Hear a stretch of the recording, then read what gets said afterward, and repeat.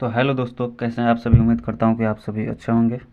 दोस्तों, आज हम अपने चैनल संघर्ष जीएस पर आप सभी का स्वागत करते हैं।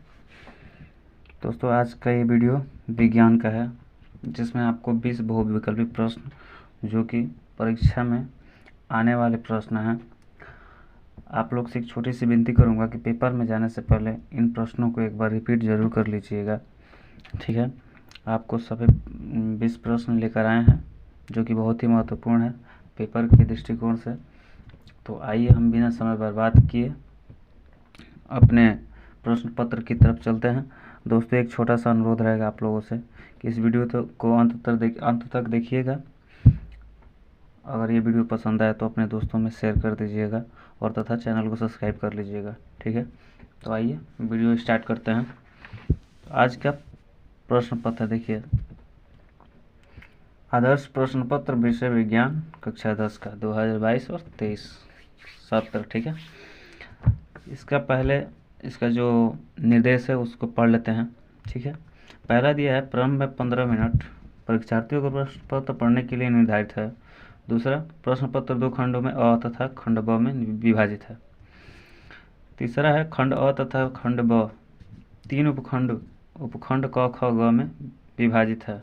क्योंकि देखिए, विज्ञान में 3 चीज़ें हैं, फिजिक्स, केमिस्ट्री और बायो। तीनों चीज़ एक ही चीज़ में मिलेगा आप लोगों को, एक ही क्वेश्चन बैंक में। इसलिए इसको खंड क ख ग में उपखंड क ख ग में विभाजित कर दिया है, ठीक है। अगला नंबर, चौथा नंबर ऑप्शन कह रहा है, प्रश्न पत्र के खंड अ में बहुविकल्पी प्रश्न है, जिसमें सही विकल्प का चुनाव कर OMR शीट पर नीले अथवा काले वाला पॉइंट पेन से सही विकल्प वाले गोले को पूर्ण रूप से भरें। यानी जो आप लोग को वो OMR शीट मिलेगा, उसको जो ऑप्शन आपका सही होगा उस पर पूरी तरह से उसे स्क्रॉल करके भर देना है, ठीक है। 5वां नंबर कह रहा है कि खंड अ में बहुविकल्पी प्रश्न हेतु प्रत्येक प्रश्न के लिए 1 अंक निर्धारित है, ठीक है। 6वां, OMR शीट पर उत्तर अंकित किए जाने के पश्चात उसे काटे नहीं तथा इरेजर एवं वाइटनर आदि का उपयोग ना करें। अगर देख लीजिए, कोई भी प्रश्न को 2 बार अगर मतलब कि एक बार मार कर फिर उसे कट करके अगला ऑप्शन को लगाएंगे तो उसका नंबर नहीं दिया जाएगा। इसके कहने का तात्पर्य ये है। फिर दिया है, खंड ब में वर्णनात्मक प्रश्न, यानी जिसको लिखना होगा आपको विस्तार रूप से, ठीक है, एक्सप्लेन करके। उसके बाद 8वां नंबर प्रश्न कह रहा है, 8वें नंबर पॉइंट है, प्रत्येक प्रश्न के सम्मुख उनके निर्धारित अंक दिए गए हैं। कितने नंबर ये प्रश्न कितने नंबर का है उसके सामने आपको लिखा हुआ मिलेगा। उसके बाद 9वां नंबर कर रहा है, खंड ब के प्रत्येक उपखंड के सभी प्रश्न एक साथ करना आवश्यक है। प्रत्येक उपखंड नए पृष्ठ से प्रारंभ किया जाए। देखिए, एक चीज़ बता दूं दोस्तों, यहाँ पे आप लोग को बहुत बड़ी बात बोल दिया है। पहले इसको इसलिए कहा जाता है कि 15 मिनट पहले प्रश्न पत्र को पढ़िए, ठीक है। देखिए, यहाँ पे कह रहा है कि खंड ब के प्रत्येक उपखंड, अगर मान लीजिए उपखंड क का सारा प्रश्न जो है वो आपको किसी एक चैप्टर मतलब कि एक कहा जाता है ना, एक पेज पे ही लिखना है, या जो पेज लिखेंगे, अगर अगला खंड याद मतलब उपखंड को स्टार्ट करते हैं तो नए पेज से स्टार्ट करना पड़ेगा आपको, ठीक है। ये नहीं कि खंड क का प्रश्न खंड ख में करेंगे तो नहीं देगा, कभी भी नंबर नहीं देगा और उसको गलत काट देगा एग्जामिनर। तो इस बात का ध्यान रखिएगा कि जिस उपखंड का होगा उसका सारा प्रश्न उसी उपखंड में होना चाहिए, और जो अगला उपखंड अगर आपको लिखना है तो अगला पेज का इस्तेमाल कीजिएगा और नए सिरे से स्टार्ट कीजिएगा, ठीक है।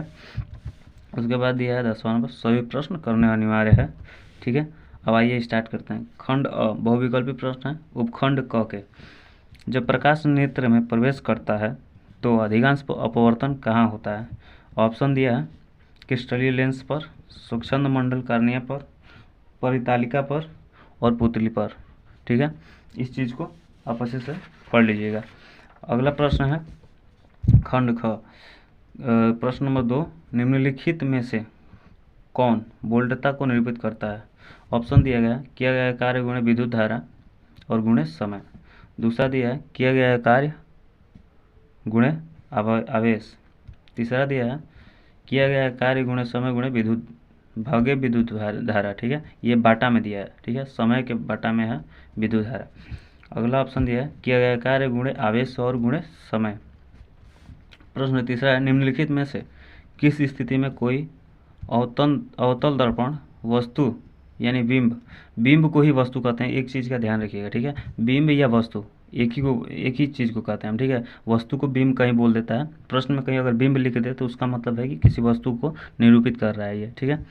से बड़ा वास्तविक प्रतिबिंब बना सकता है जब वस्तु बिंब यानी जब वस्तु दर्पण की वक्रता केंद्र पर हो, जब वस्तु दर्पण के ध्रुव और फोकस के बीच हो, जब वस्तु दर्पण के फोकस और वक्रता केंद्र के बीच हो, जब वस्तु दर्पण की वक्रता त्रिज्या से अधिक दूरी पर हो, ठीक है।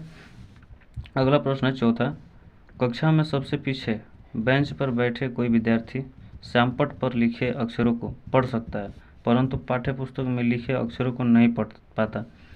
निम्नलिखित में से कौन सा कथन सही है।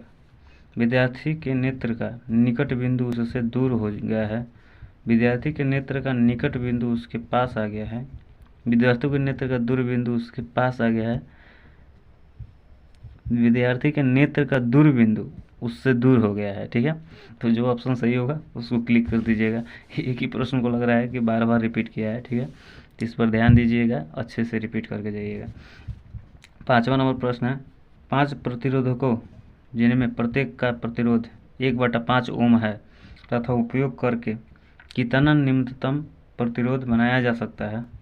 ऑप्शन दिया है 1/5 ओम, 1/25 ओम, 1/10 ओम और 25 ओम, ठीक है।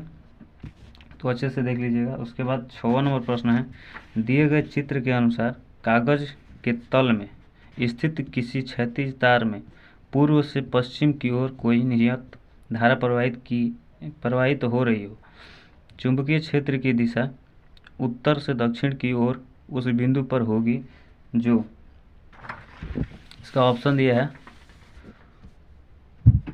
1 तार के ठीक ऊपर है, बी तार के ठीक नीचे है, सी कागज के तल में तार के ऊपर में स्थित है, उत्तर में है, ठीक है दोस्तों, ये उत्तर में है। उसके बाद है कागज के तल में तार के दक्षिण में स्थित है, ठीक है।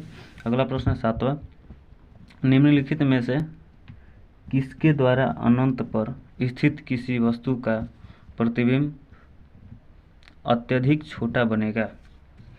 केवल अवतल दर्पण, केवल उत्तल दर्पण, केवल उत्तल लेंस, अवतल दर्पण, उत्तल दर्पण, अवतल लेंस एंड उत्तल लेंस, ठीक है। अब देखिए उपखंड ख, ये सारा जितने प्रश्न थे वो सारे फिजिक्स के थे। तो अगर आपको बहुविकल्पी प्रश्न भी जो मिलेगा वो उपखंड क ख ग में बटा हुआ रहेगा और जो विवेचनात्मक होगा वो भी उपखंड ख क ख ग में बटा होगा। तो जितने उपखंड क के प्रश्न हैं आपको उपखंड क में ही करने हैं। अगर अगला उपखंड ख का मतलब ख मतलब केमिस्ट्री का है तो ख का अगर सारा सवाल जो करना है अगले पेज से स्टार्ट कीजिएगा। वर्णनात्मक में ऑप्शनल में तो देगा ही आपको MRC 2 टाइप का, ठीक है। तो जो विवेचनात्मक प्रश्न है उसको अगले सिरे से स्टार्ट कीजिएगा और अगले पेज से, और एक उपखंड का सारा प्रश्न उसी उपखंड में होना चाहिए, ना कि केमिस्ट्री का प्रश्न फिजिक्स में और फिजिक्स का प्रश्न केमिस्ट्री में, ऐसा नहीं होना चाहिए। नहीं तो नंबर आपको कहीं काट दिया जाएगा तो फिर आप लोग पछताते रह जाएंगे, ठीक है। अगला प्रश्न देखते हैं, केमिस्ट्री का है। एक मिश्र धातु है, एक तत्व, एक यौगिक, एक समांगी मिश्रण, एक विषमांगी मिश्रण। 9वां नंबर प्रश्न है निम्नलिखित में से असंतृप्त हाइड्रोजन कार्बन को पहचानिए। ऑप्शन दिया है CH3 CH2 CH2 CH3, ठीक है। बी दिया है CH3, ये सिंगल बॉन्ड है सारा, ठीक है। उसके बाद CH, उसके बाद double bond CH minus single bond CH3, CH3 single bond CH single bond CH3, ठीक है।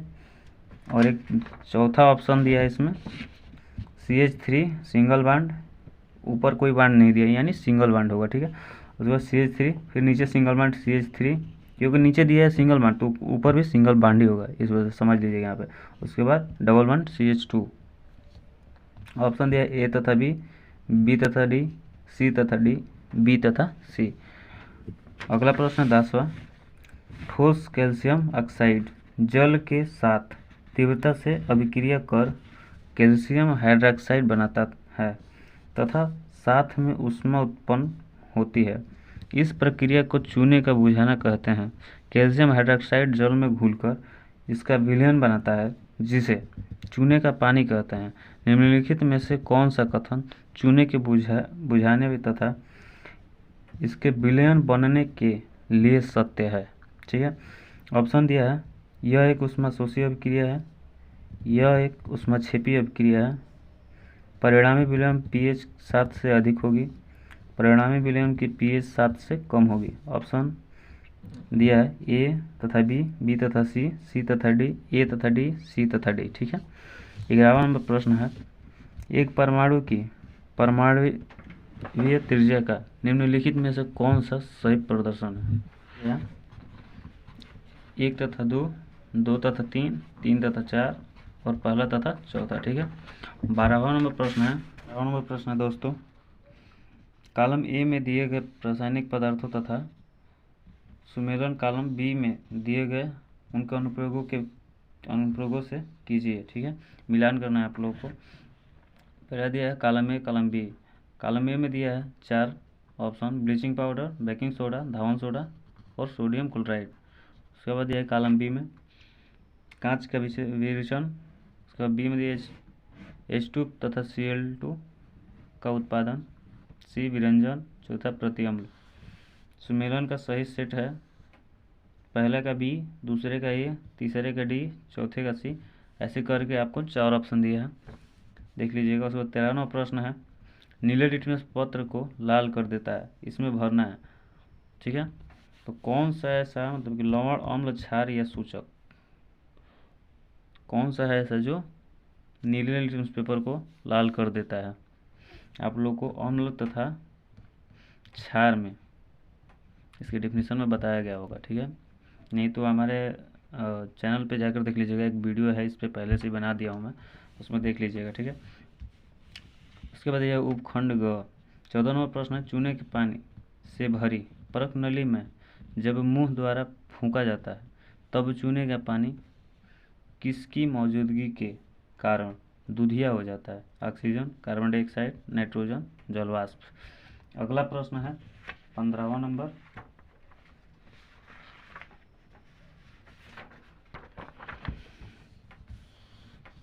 प्रश्न है, कुछ डायनासोरों में एक पर पीछ मौजूद थे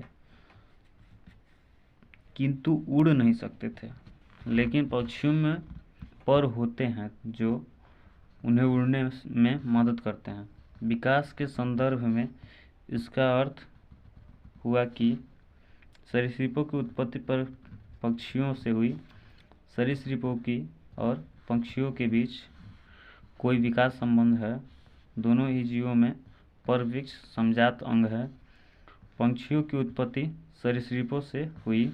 16वां नंबर प्रश्न है, यदि किसी जीव का जीवाश्म पृथ्वी की अपेक्षाकृत गहरी परतों से प्राप्त हुआ है तब हम भविष्यवाणी कर सकते हैं कि जीव का विलोप हाल ही के कुछ वर्षों में हुआ है।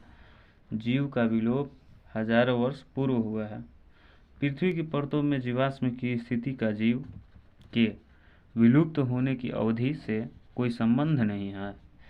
चौथा ऑप्शन है, विलुप्त होने की अवधि का निर्धारण नहीं किया जा सकता।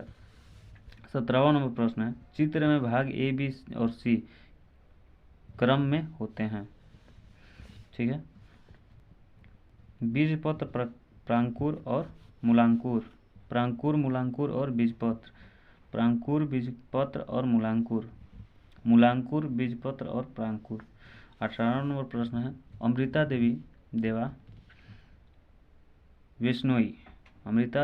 विश्नोई या देवा विश्नोई राष्ट्रीय पुरस्कार भारत सरकार द्वारा किस क्षेत्र में प्रदान किया जाता है? जीव संरक्षण हेतु, पौधों की कटाई के लिए, जैव प्रौद्योगिकी के क्षेत्र में, जल संरक्षण हेतु। ठीक है, उसके बाद यह 19 नंबर प्रश्न, यदि मटर के एक गोल तथा हरे रंग के बीज वाले पौधे RR और वाई वाई छुरीदार तथा पीले रंग के बीज वाले पौधे स्मॉल आर और कैपिटल वाई वाई में संकरण कराया जाए तो F1 के बीज कैसे होंगे। ठीक है, ऑप्शन दिया है, इसका ऑप्शन है गोल और पीले, गोल और हरे, झुरीदार और हरे, झुरीदार और पीले। 20वां नंबर प्रश्न है, निम्नलिखित चित्र में अंकित ए मादा जनन और तंत्र के किस भाग को प्रदर्शित करता है। ए जो है यहाँ पे आपको चित्र में दिखाया गया ए किस चीज़ को प्रदर्शित कर रहा है ये आपको बताना है। ग्रीवा, योनि, गर्भाशय, अंडाशय। ठीक है, तो ये ऑप्शन ऐसे आप लोग का 20 प्रश्न समाप्त हुआ। और